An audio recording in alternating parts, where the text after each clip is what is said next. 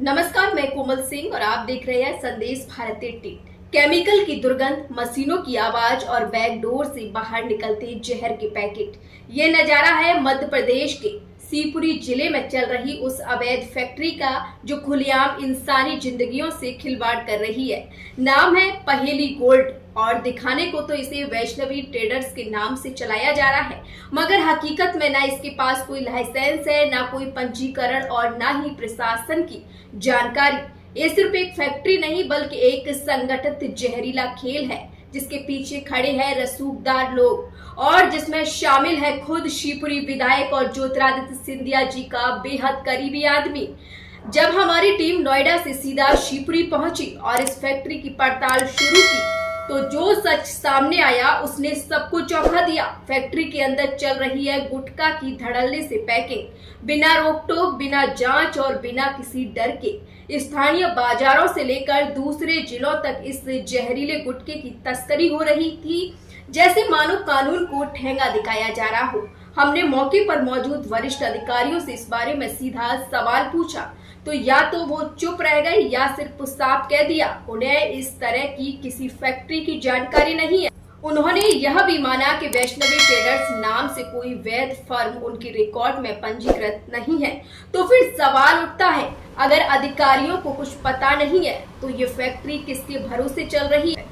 और सबसे अहम, क्या सत्ता में बैठे कुछ चेहरे इसकी ढाल बने हुए हैं? सुनिए इस पूरे मामले पर जीएसटी विभाग की अधिकारी जया शर्मा का क्या कुछ कहना है।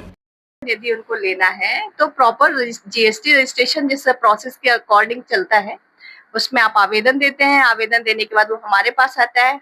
यदि वो हमारा ग्रीन जोन में है तो हम उसका, हमारे स्वाभाविक होता है हम उसे कर भी सकते हैं, लेकिन यदि वो रेड जोन में जा रहा है तो उसको हम फिजिकल वेरिफिकेशन के लिए देते हैं। फिजिकल वेरिफिकेशन में हमारे इंस्पेक्टर या फील्ड ऑफिसर जाते हैं, वहां पर उसकी जांच करते हैं।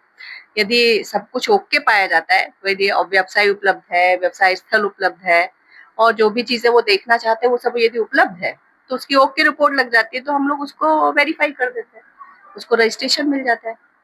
अब इसमें गुटखे के लिए अलग से कोई प्रोविजन नहीं है या किसी भी गुट के लिए अलग से कोई प्रोविजन नहीं है। नॉर्मली जो रजिस्ट्रेशन होता है वही चलता है।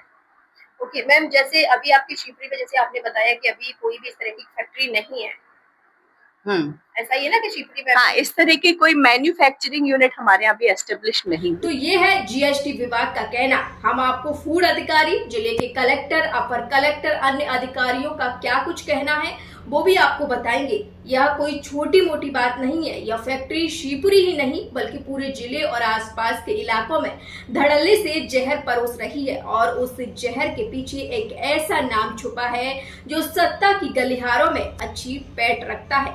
लेकिन इतना तय है कि सिंधिया जी का ये खास आदमी खुद को कानून से ऊपर समझता है।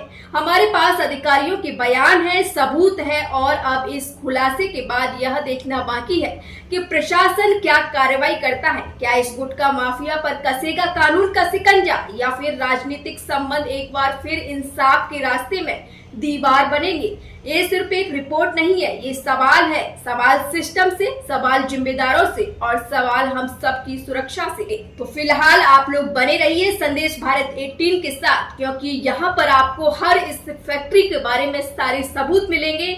शिवपुरी जिले के वरिष्ठ अधिकारियों का क्या कुछ कहना है वो भी हम आपको बताएंगे और इस फैक्ट्री का मालिक कौन है उसका भी नाम आपको उजागर करेंगे।